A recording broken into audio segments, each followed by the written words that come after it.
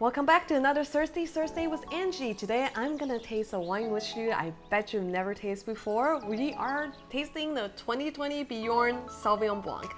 This is a very small family-owned winery located in Howell Mountain in the Napa Valley, and they normally makes a very tiny amount of Cabernet Sauvignon, which I've been offering for the last few years, and there's a few of you who know about it, and everyone who's ever tried it absolutely love his wine, but there's so little to go around, most people have no idea it even exists.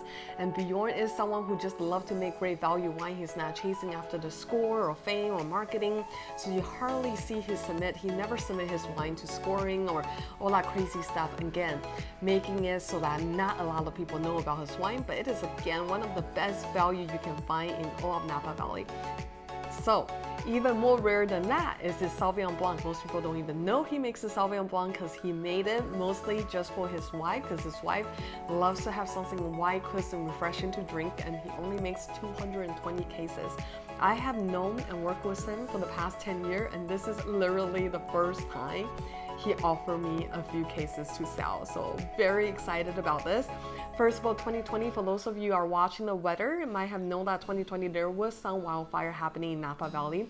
Wanted to let you know that Bjorn was very lucky in two senses. One, he was able to pick the fruit before the fire started spreading. So the 2020 Sauvignon Blanc he has is very clean. There's no smoke tank. Number two, he's again very lucky that the fire actually only got within a few miles away from his vineyards up in the mountains, but it was still way too close for comfort for him. So again, I'm so glad that nothing happened to it, so very happy. Now, before we get started tasting, I wanted to let you know that for white wine, you don't want it to be in the fridge for too long, or you don't want it to be too cold when you drink it. You can have it in the fridge, but make sure you let it sit out for 10-20 minutes before you start tasting, or else the wine can feel a little more shut down and more austere and more acidic, and you don't get as much of that aroma out of the wine. I had this bottle out of the fridge and poured for about the last 20 minutes, so let's go ahead and taste it. On the nose, the wine is super clean. You get that classic Sauvignon Blanc, lemon peel, lemon zest, grapefruit peel. I get a little bit of yellow apple. Very, very clean and beautiful.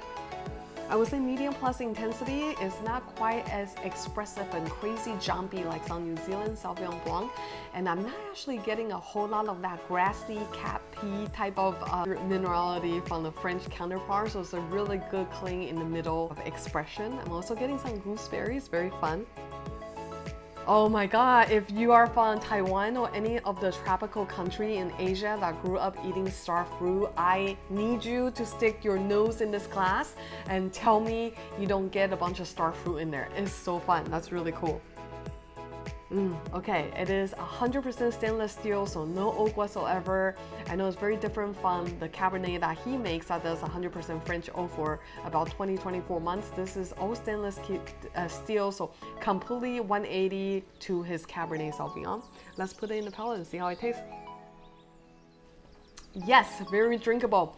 So one of the things about Sauvignon Blanc that I think why some people don't like them is a lot of Sauvignon Blanc has a bitter finish, and this one does not at all.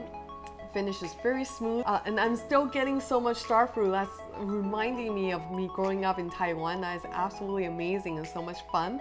The acid is medium plus, but it's not, again, sear your teeth off kind of high acid that I think sometimes drive people away from Sauvignon Blanc.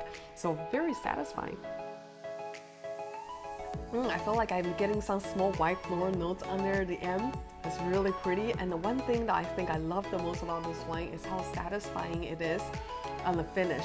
A lot of the Sauvignon Blanc, I feel like I have a pretty straightforward one-tone notes on the fruits and then finish really quickly, whereas this wine, I'm still tasting it. It's actually weighty. I'm feeling the body and I'm feeling the complexity of the Sauvignon Blanc. I think it's quite amazing.